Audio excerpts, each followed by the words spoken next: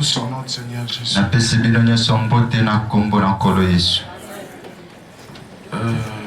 Tel qu'on est debout, on va procéder à la lecture.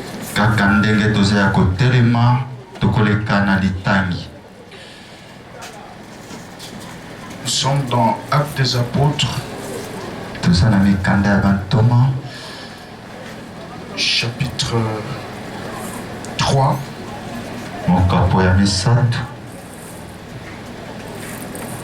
Verset 1, nous pouvons descendre jusqu'au verset 9e. Mais je vais lire les deux premiers versets. Nous allons reprendre nos places.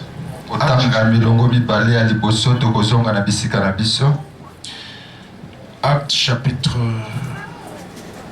3. Pierre et Jean montaient ensemble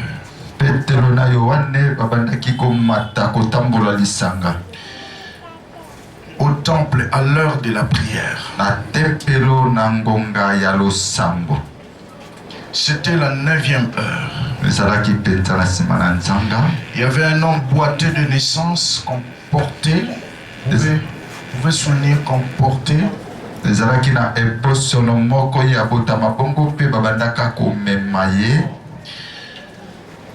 Qu'on plaçait tous les jours à la porte du temple.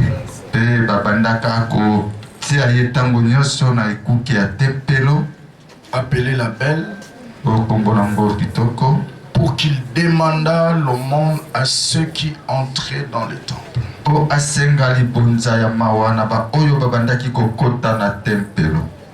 Pour reprendre nos places. Si tu as une Bible en papier, tu peux souligner qu'on portait, on plaçait pour qu'il demandât l'aumône.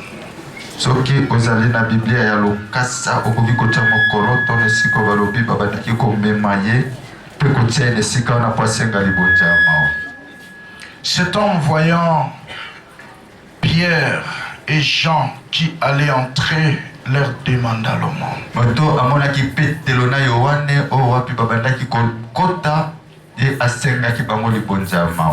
Pierre de même que Jean, fixant les yeux sur lui, et dit: regardez-nous. Et il les regardait attentivement, s'attendant à recevoir de quelque chose. Tu peux souligner, regarder attentivement.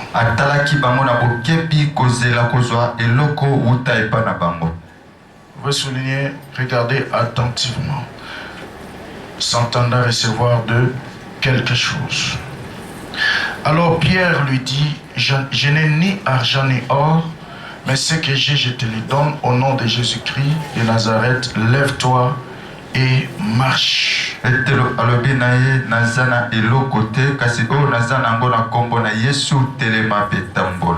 le prenant à la main droite et le fit lever. Au même instant, ses pieds et ses chevilles devinrent fermes.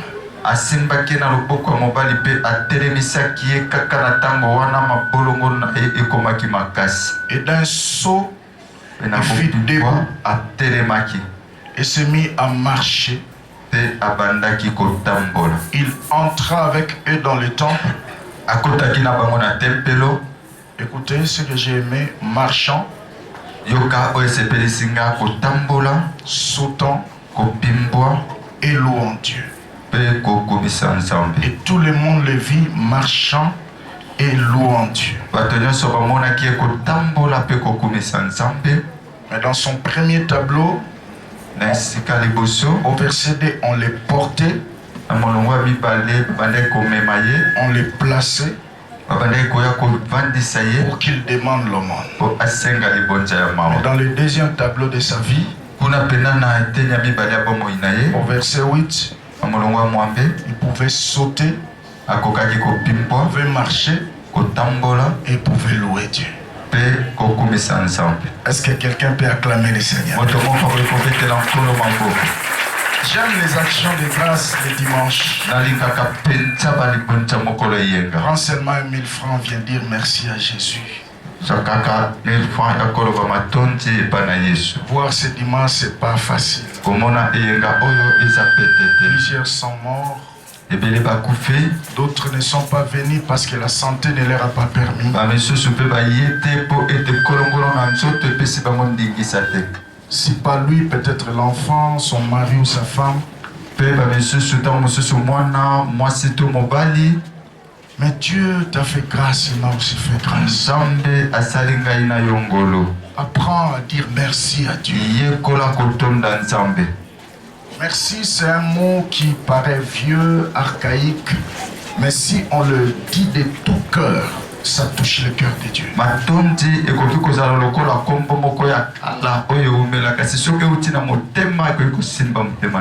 J'entends quelqu'un dire amen.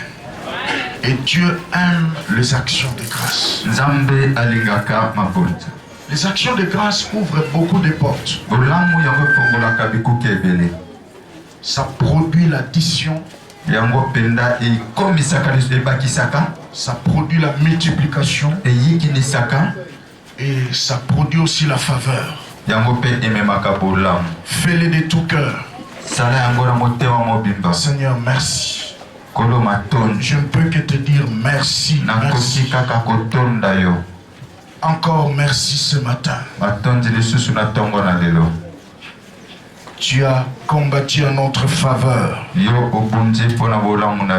Tu nous as fait beaucoup de bien pendant la semaine. Ce que nous avons vu est trop petit par rapport aux choses que tu as opérées que nous n'avons pas vues ici. Parce que la Bible dit des choses que l'œil physique ne peut pas voir. Des choses que l'oreille physique ne peut pas entendre. Ce sont des choses qu'il a réservées à ses bien-aimés. Est-ce qu'on peut acclamer le Seigneur très bien? Gloire à Jésus. Je salue tout le monde qui nous suit au travers les moyens que la technologie nous offre.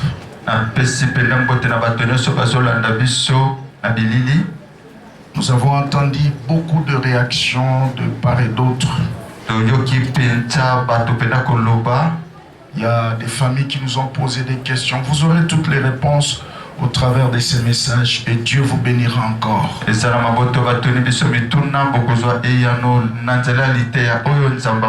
Partagez les liens avec vos amis, que Dieu vous bénisse. Amen.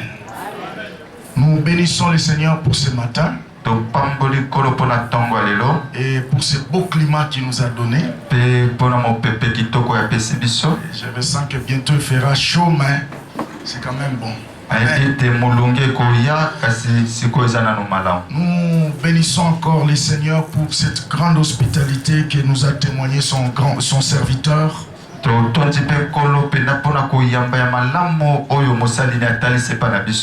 L'évêque Godet, l'homme en qui je porte dans mon cœur, l'homme que j'ai rencontré dans la présence de Dieu,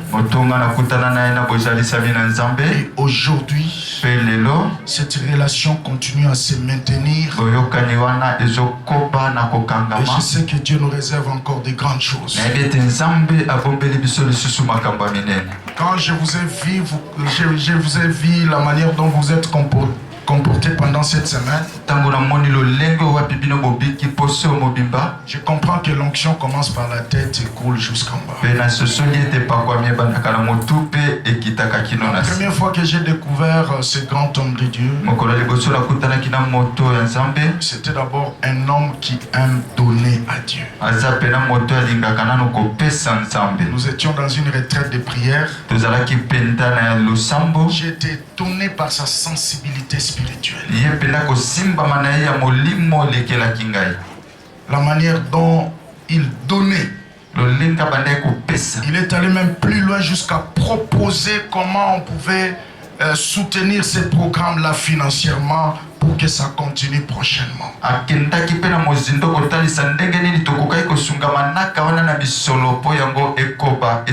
Je le suivais de près, mais il ne savait pas. Je suivais comment il était sensible à la parole, sensible dans les moments de prière, sensible, même dans le moment des offrandes, ça m'a beaucoup touché.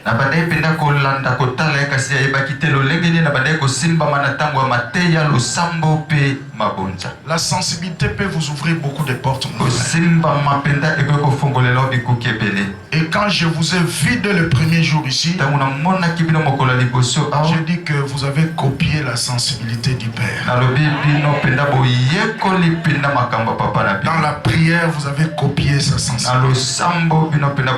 Dans la manière de donner, vous avez copié aussi sa sensibilité.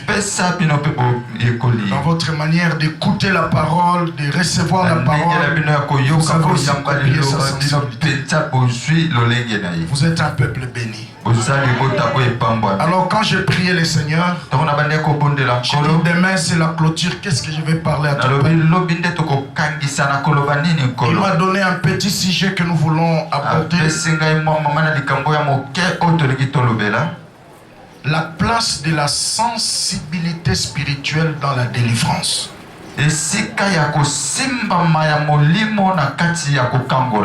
La place de la sensibilité spirituelle dans la délivrance. Je vais nous montrer pendant quelques minutes que le plus grand défi de l'Église actuellement, c'est la sensibilité. Nous devons plus que jamais élever le niveau de notre sensibilité spirituelle. Nous prions beaucoup. Nous cherchons Dieu. Mais souvent quand Dieu vient pour intervenir, nous sommes insensibles. C'est pourquoi en Israël, Dieu a placé toute une tribu. Et il leur a donné une mission spéciale. C'était la tribu d'Issachar. Dans 1 Chronique 12, verset 32, la Bible dit cette tribu a reçu comme mission d'étudier les temps et dire à Israël ce qu'il devait faire à chaque moment. C'est quoi la volonté de Dieu? C'est quoi le langage de Dieu? Et cette tribu avait cette mission-là de révéler à Israël la sensibilité spirituelle. C'est ce dont nous avons besoin. Jésus entrant en Jérusalem, il a pleuré. Il a dit, si au moins tu connaissais les choses qui appartenaient à ta paix. Mais aujourd'hui, elles sont cachées à tes yeux. Amen. Parce que Israël s'attendait à un libérateur qui viendra au ciel avec une armée céleste, avec des commandos, des chars de combat descendants. Et voilà pour les délivrer. Mais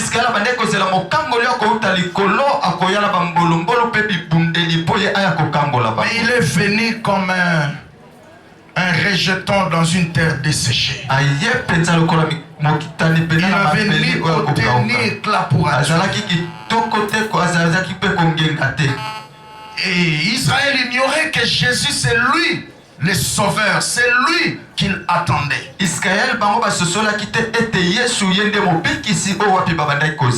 Seigneur dit, si au moins tu connaissais les choses qui appartenaient à ta paix. Mais aujourd'hui, elles sont cachées à tes yeux. Et parce que tu n'as pas connu les temps de ta visitation. Voici des choses qui arriveront. 1. Ta nation sera détruite. 2. Toi-même tu seras détruit. 3. Tes enfants après toi seront également détruits. Donc par là je comprends, par manque de sensibilité spirituelle, on peut sacrifier des générations innocentes.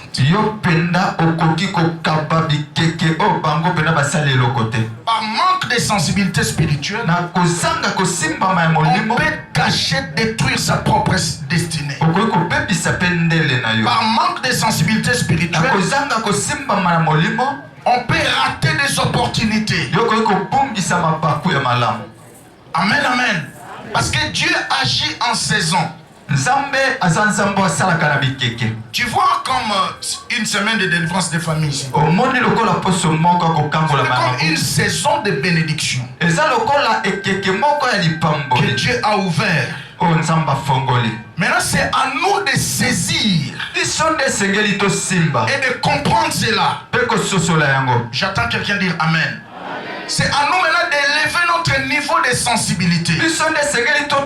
Pour comprendre que depuis ce dimanche passé jusqu'à aujourd'hui, c'est Dieu qui est venu nous visiter.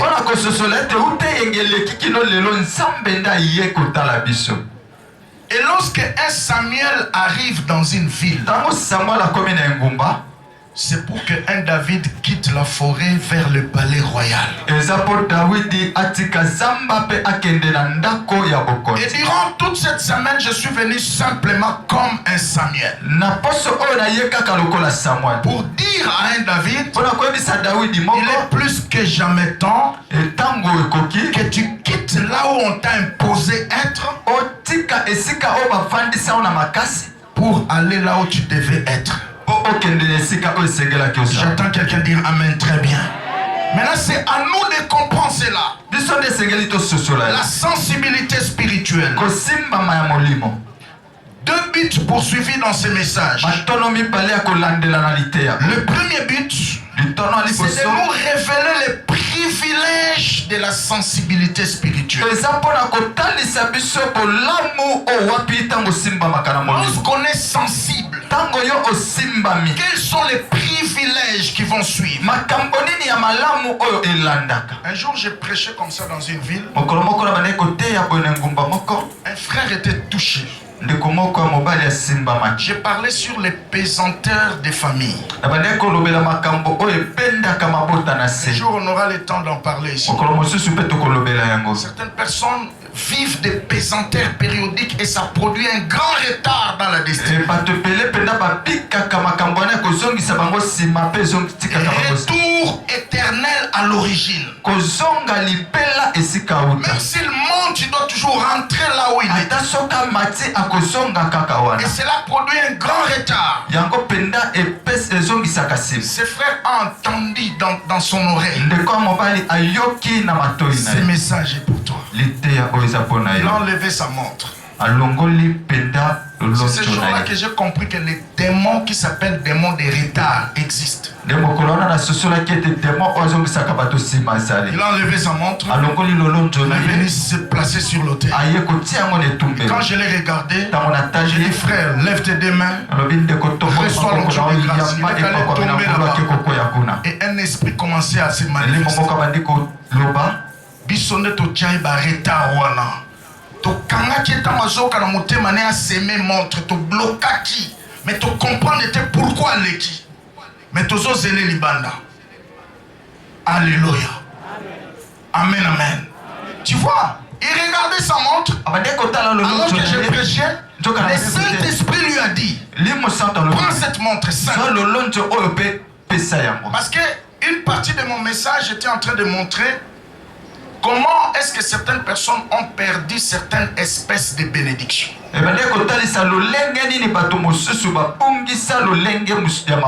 J'étais dans Genèse 1 et 2. Où la Bible dit, chaque sémence produisait des espèces spécifiques. J'étais en train de montrer à l'église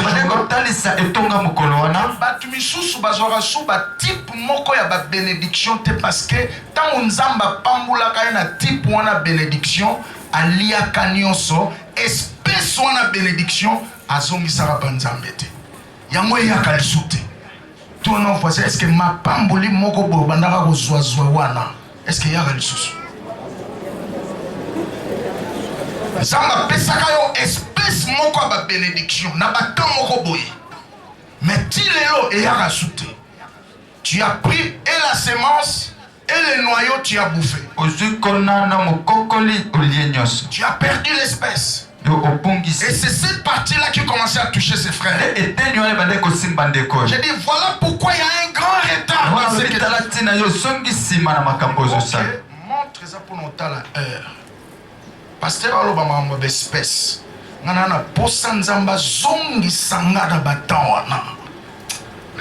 Il sort. Mais avant de sortir l'été, il avait un combat intérieur.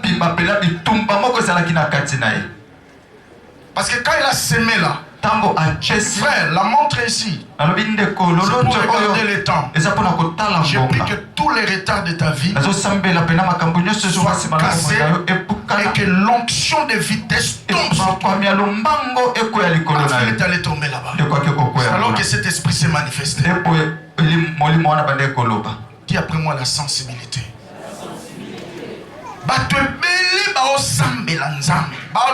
Délivrance. Mais quand on zamba zoya, soit tu es insensible, soit tu es distrait. Et la distraction, c'est l'arme la plus puissante entre les mains du diable pour détruire l'église. La manque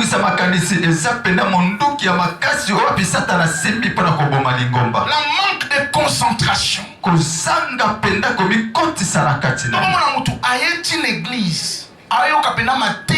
Changer vie. Bataille na baradar à sorcellerie à famille. Botiki a kende culte ne ah bisobe tozaki distrait. OK. To la ndega na culte wana ndoko mona esprit moko ekochoka en plein culte boy. Fungola Facebook dit. Est-ce que ba message no WhatsApp news est-ce que tala ki on va voir culte. Allez, compte WhatsApp. En plein culte. Voilà, totalement déconnecté. Et quand il est déconnecté, il est sur WhatsApp là, message. La cambo est sengele pour la vie na eleki. Au moins, matin, il n'y a pas de matin, il y a 1 heure. 1 heure, il y a un hôtel. Il y a 1 minute, il y a 3 secondes. Le reste là, ça ne te concerne pas. Est-ce que tout le monde va sur le bas? Amen. Nous devons élever le niveau de notre sensibilité. Et deuxième but poursuivi par ce message, c'est d'activer en nous la sensibilité spirituelle. Amen. Savoir fonctionner dans le prophétique. Un homme et une femme prophétique, c'est quelqu'un qui sait anticiper les événements. Il voit ce que les autres n'ont pas encore vu. Il comprend ce que les autres n'ont pas encore compris. C'est comme ça que l'apôtre Pierre va improviser une campagne d'évangélisation au jour de la Pentecôte. Personne ne lui a dit sors, commence à prêcher. C'est seulement par sensibilité prophétique et spirituelle qu'il est sorti parmi ses amis et pour éclaircir la foule. Parce que tout le monde disait ces gens sont ivres, tout ça, un tas de trucs. Mais Pierre, c'est pas ses amis qui lui ont dit non. C'était par sensibilité spirituelle. J'attends quelqu'un dire amen. Il est sorti. Et il a éclairé la foule. Nous ne sommes pas ivres. J'attends quelqu'un dire amen. Et 3000 personnes étaient sauvées. J'imagine si ces jours-là, Pierre n'était pas sensible pour sortir et improviser cette campagne d'évangélisation.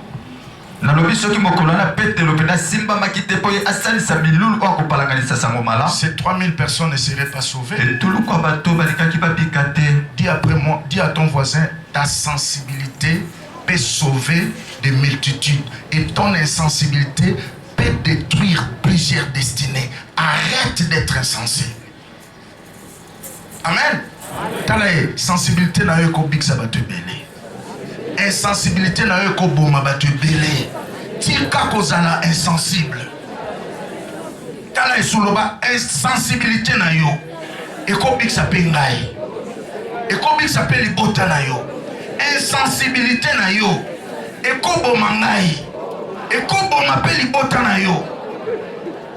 J'imagine jour wana tango ange abimeli Joseph na ndoto ayebisi ezwa bébé Jésus bokima parce que Hérode alinga boma ye soki Joseph a négligeaka ndoto wana. Alléluia. Azalaka insensible na ndoto wana. Histoire eza na Matthieu 2 verset 12. Soka négligeaka ndoto wana. Hérode alinga koboma Yezu ekulusu elinga kozala te yo na nga metobika te. Pe lelo me culte ezawa te. Est-ce que tout le monde se comprend? Ya on a lobi ke insensibilité na yo ekoboma bato. Mutu musu eza pembeni no wana. Babomisi liwa pona ye. Azoke na fête tant sou po ba tchele poisson kufa. Mais tant sou nzamba ko lobelo na butu parce que ozaki sensible. Soit pendant qu'il y a la caillou, Dieu peut te parler. Mon frère Kokendete. Une fois comme ça, j'étais invité à Kisangani. Parce que généralement, avant le voyage, je fais le check-up. Alors,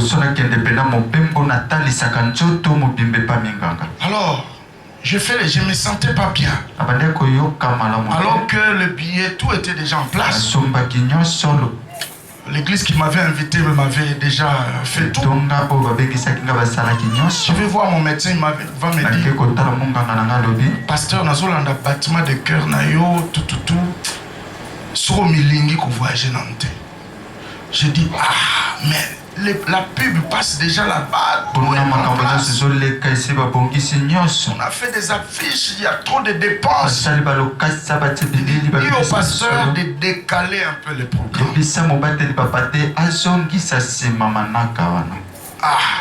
Mais je vais commencer comment?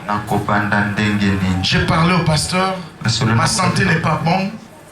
Si tu peux décaler, il a fâché. Il s'est fâché. Bino ba pasteur qui chasse au monde ba fier na bino na sa ba dépense wa. Je pasteur, je ne viens pas. Tu peux décaler même d'une semaine. Soit tu peux commencer, tu me couvres même pendant 3 jours. Après, je veux me ressaisir. Même 3 jours après. L'histoire c'est en 2011. Alors, j'étais obligé d'annuler ce voyage. Cet avion a décollé. Avion Ewabogo et Zika na Kisangani. J'étais parmi des passagers qui étaient prévus à la bord. Il n'y avait même pas les survivants. Et quand l'avion est tombé, parce que quoi, il y a juste on a déjà aéroport, mon pépende soit bon atterrissage. Avion appelé Zarati le lot pembé aéroport à Kisangani, ya Banguka. Quand l'avion est tombé, c'est le pasteur qui va m'appeler. Osana Nzambe! Nini pasteur, avion ne otiko kwea. Na minute yo, il n'y a aucun survivant.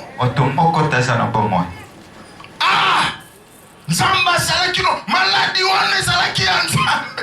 Mais yo finga ki no lobe n'importe quoi. Alléluia. Abi papa, na minute yo, je ne sais pas na ngena loba nini na famille na yo, nini na mwasi na yo, nini na église. Balinga ba loba radio na lekisi yo tamusuna. Na kisi ya église. Neba ba nouvelle comme otambola lelo. Alléluia. À cause de la sensibilité. Jour on a soki na yo kaka nzoto te. Donc nzamba za lobelanga na nzela nzoto. Yebisa voisin nzoto pe lobaka. Soki nzoto e poétika. Alléluia. Soki na yo kaka nzoto te me leo na telemi libosono na ote ya te. Parce que muto apika te na avion. Et maintenant, plus de 120 personnes, avion à Ewabora, tout le monde, Batunyo Soba, grand commerçant qui s'engage Bakenda. J'avais raté ce vol-là. Alléluia. Yaya, attends, Tukao Elobaka. Elobaka. Moutoukela lagi bien, na tongo démarré. Et so simbate, Tika, Luka Moe Moussous. La sensibilité spirituelle. C'est quoi la sensibilité? C'est cette capacité de saisir un mouvement. Dans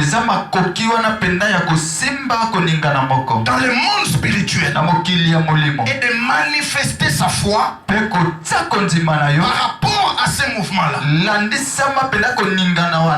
homme et une femme sensibles, c'est celui qui est capable d'entrer dans le surnaturel, saisir un mouvement, sentir un mouvement et actionner sa foi par rapport à ce mouvement. Alléluia. C'est très important, mes amis. Combien de fois Nzambe aya activa sensibilité na yo pour que au placer, au poser ba acte de foi, mais au comme kilo. Plusieurs chrétiens sont vaincus par l'esprit de procrastination. Procrastination. Il y a des gens qui pensent qu'il a tout le temps. Non, même le Seigneur Jésus savait que ces minutes étaient comptées. La Bible dit, il disait, laisse que je fasse l'œuvre de celui qui m'a envoyé. Car la nuit vient où personne ne saura travailler. Il savait qu'il n'a que 3 ans et demi. Et il travaillait en fonction de ça. Mon frère, tu n'as pas tout le temps. Tu n'as qu'aujourd'hui. Allô? Les grands esprits savent que la vie se conjugue aujourd'hui. Hier est déjà passé. Demain, tu ne sais pas ce qui va arriver. Tu n'as qu'aujourd'hui. Tu peux harmoniser tes choix et tes décisions aujourd'hui pour changer ton futur. Arrête de procrastiner, mon frère. Beaucoup sont devenus trop attentistes. Même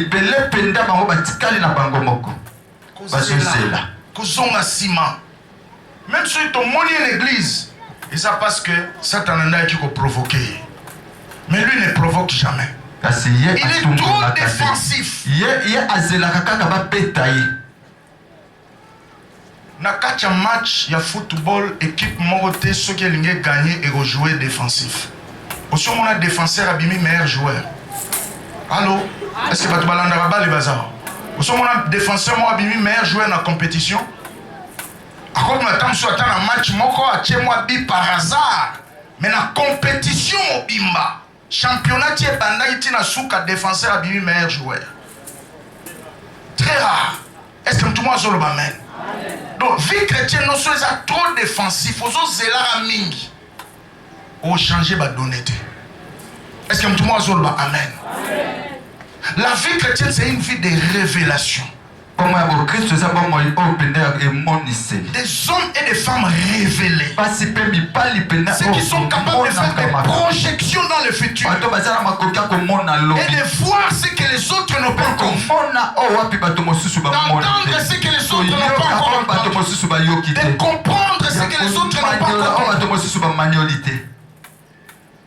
Même à Tanga et les lots sont notés, ça fruit à sensibilité avec. Amen. Nous avons été arabes, pasteur, tous qui na retraite. J'ai parlé sur les chichem dans nos relations. Façon avec ayo que là on a un message on a habité. Mathéo yo peuple ça na moposa. Est-ce que avec Kazaï a tort? Alléluia. Sensibilité, l'on va se demander la sensibilité. L'ibon de l'île n'a pas l'élo. Et ça, Kenzamba Mathieu niveau sensibilité.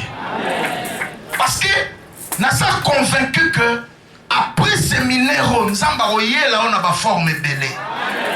Alors il faut être sensible pour comprendre ma Kambuzamba Loba qui na séminaire yango fona simba. La sensibilité spirituelle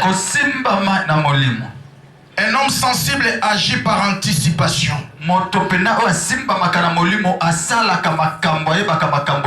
J'aimerais poser deux fondements avant d'aller plus loin dans ce message. Je vais tenter de parler comme un apôtre, mais je vais rester dans ma grâce d'un évangéliste. Le premier fondement que j'aimerais poser ici, c'est que fonctionner dans la sensibilité spirituelle, c'est la volonté parfaite de Dieu. Dieu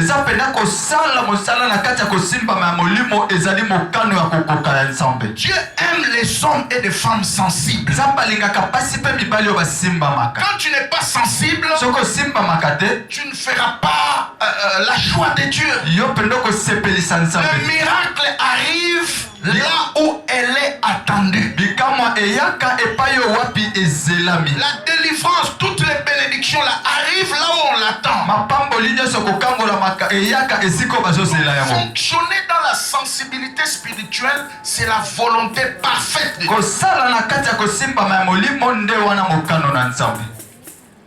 Deuxième fondement que j'allais poser dans ce message, c'est que la vie chrétienne est une vie de révélation. Amen. Derrière chaque chose que nous voyons, il y a un langage de Dieu. Derrière chaque personne que nous rencontrons, il y a un message de Dieu. Derrière chaque événement qui se passe, il y a un langage de Dieu. Voilà pourquoi tu dois chaque fois élever ta sensibilité. Un jour, Pierre était invité dans la maison d'un officier romain. Si Pierre était resté dans la loi juive, il allait refuser le baptême d'eau à cet officier romain. L'histoire, c'est dans Actes chapitre.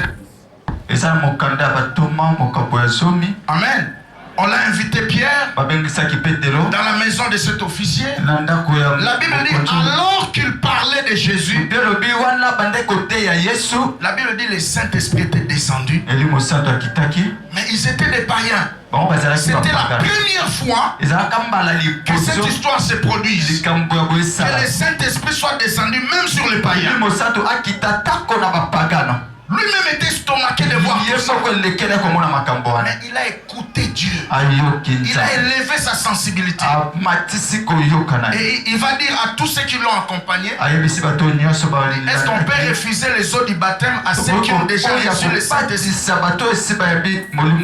Et la Bible dit sur ces paroles, il les a baptisés. J'attends quelqu'un dire Amen. La sensibilité spirituelle. Si Paul n'était pas sensible, je me rappelle lors de son troisième voyage missionnaire, dans Actes chapitre 20, Actes chapitre 21, là il quittait Éphèse vers Jérusalem. La Bible dit ceci, pendant 2 ans il est resté à Éphèse. Il a prêché l'évangile. La gloire de Dieu s'est manifestée de manière extraordinaire. Il y avait une très forte gloire. Il avait même établi son quartier général pendant un moment à Éphèse. La gloire de Dieu était permanente. Avec lui à Éphèse. À un certain moment, le Saint-Esprit lui a dit, tu dois quitter cette ville. Dans cette atmosphère de gloire, Paul pouvait encore écouter Dieu. Mais combien aujourd'hui, une fois que Nzamba Matisio n'a pas culte, tout le monde le soutient. Comme quand français, oh, tu vois vos cultes là, ça prend beaucoup de temps. Tu vois un peu, moi j'ai des rendez-vous frères. Mais surtout pas quand on a français dans l'église. Comme il est l'homme français. Alléluia. Ah, tu vois, dans vos cultes là, ça prend beaucoup de temps. Quand on a un culte, on a un culte, on a est-ce que tout le monde a dans cette gloire d'Éphèse, Paul Paul pouvait encore écouter Dieu. Le Saint-Esprit lui a dit, quitte Éphèse, va vers Jérusalem. La Bible déclare, il a quitté la ville. Mais alors qu'il quittait, le Satan a toujours empêché de atteindre la destinée. Un prophète s'est levé. Il a dit, l'homme à qui appartient cette ceinture sera lié comme ça à Jérusalem, entre les mains des païens. On va les jeter en prison, on va les tuer. Cet homme-là n'était pas n'importe quel prophète. Ses prophéties ne rataient pas. Alors tout le monde était venu auprès de Paul. Pour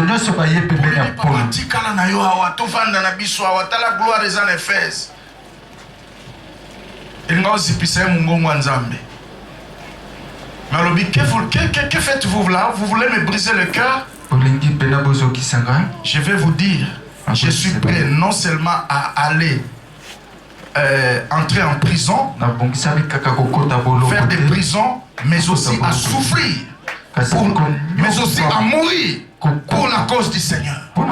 J'attends quelqu'un dire Amen. Quelle sensibilité spirituelle.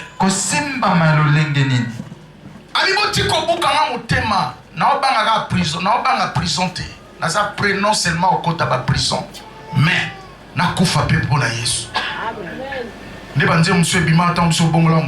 Chrétien jusqu'à la mort. Vous avez esprit.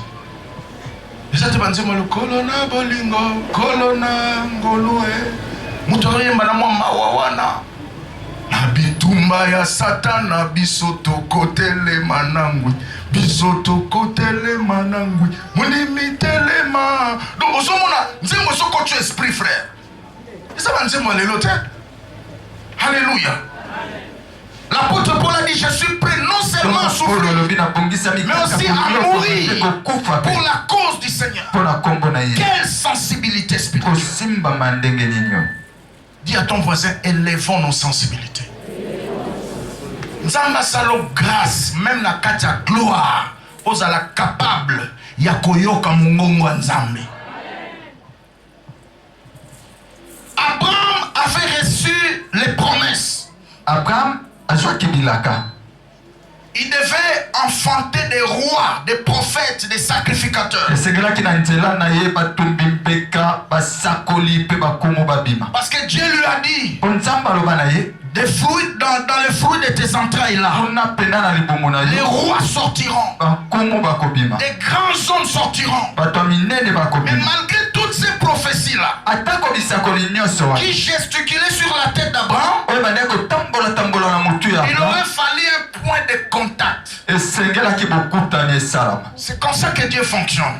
La Bible dit ceci. Dans Genèse 14, alors qu'il revenait d'une grande bataille, il a remporté des victoires. Genèse 14 à partir du verset 16 jusqu'à 22 là. La Bible dit ceci. Les rois qu'il était allé aider sont venus pour lui faire des éloges. Dans cette atmosphère de la gloire, Abraham va rencontrer Melchisedec. Melchisedec qui était le roi de Salem. Il était sacrificateur, il était aussi roi. La Bible dit, dans cette atmosphère de gloire,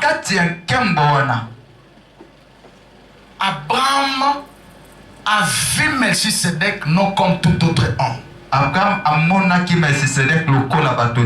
va lui donner la dîme de tout. Et Melchisedec le bénit. Alléluia. Parce que Dieu savait que contact il y a Abraham et Melchisedec et l'autre mourir au côté Katina. Amen. Nzamba qui est roi faut pas botamanaye.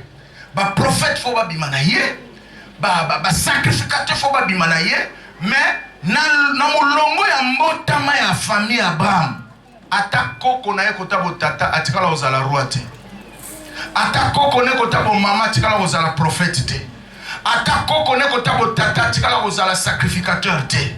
Ata kokone kota bo mama tikala kozala pe roi te ni prophète. Siko nzambe pour matérialiser bénédiction ezaki likolo mutuna ye falaka kutanisa na mutoyo azana ADN wana pour communiquer.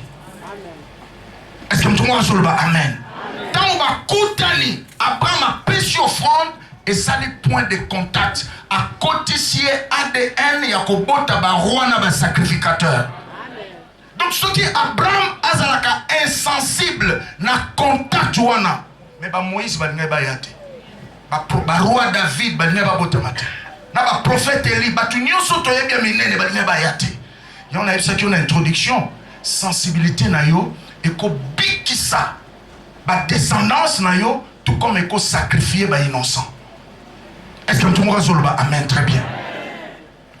To uti na ba famille yo suite ya insensibilité ya ba parents na biso. Oleba la nzela nzambe baba kina nguma ba bikeko milimo mai milimo bazamba yango wana e sacrifier biso.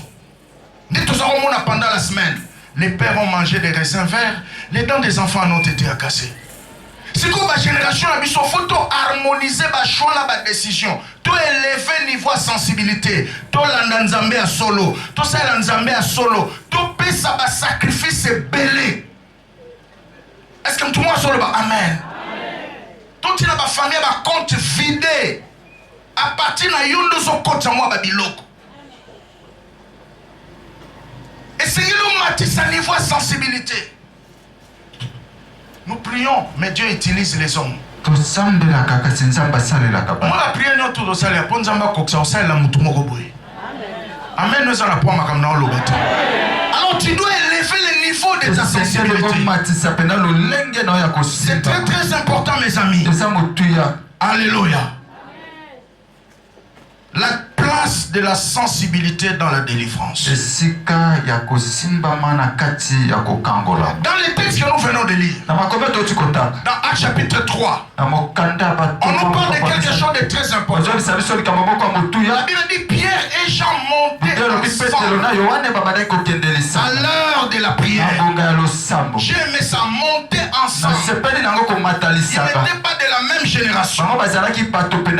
Pierre, une quarantaine. Jean pouvait avoir 19-20 ans. Mais ils pouvaient marcher ensemble pour la cause du royaume. Et à ton voisin, vous et moi, nous pouvons marcher aussi ensemble.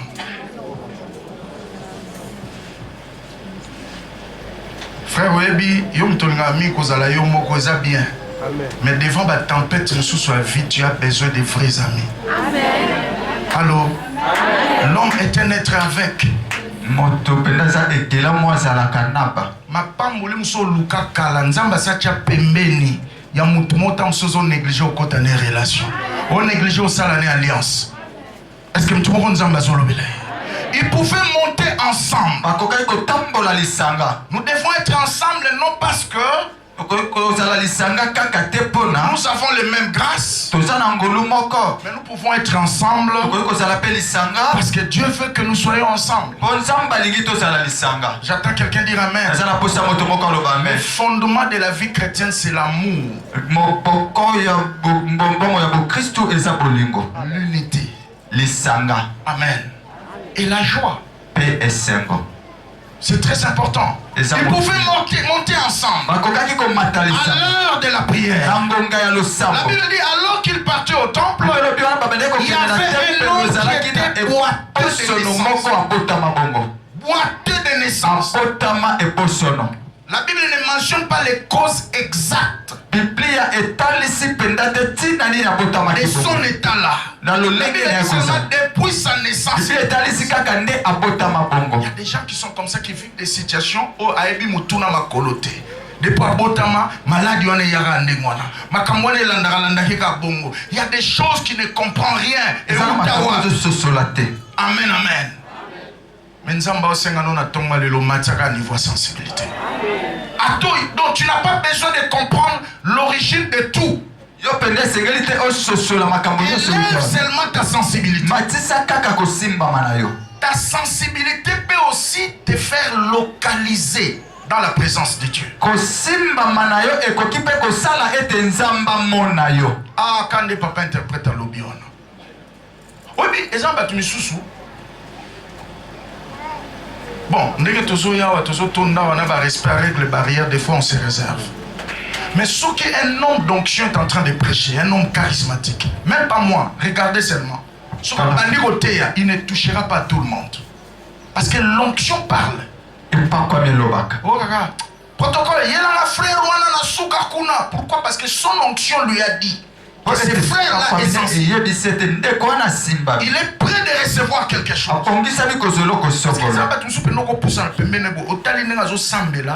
Na courage au sambela pour n'ezate. Na courage au tchelo boko ezate. Mais ça va tout sous. On peut prendre na prier. Tant passer au côté na ba foule ensemble pour na ba tout. Aucun lenga Seigneur bénis ses frères.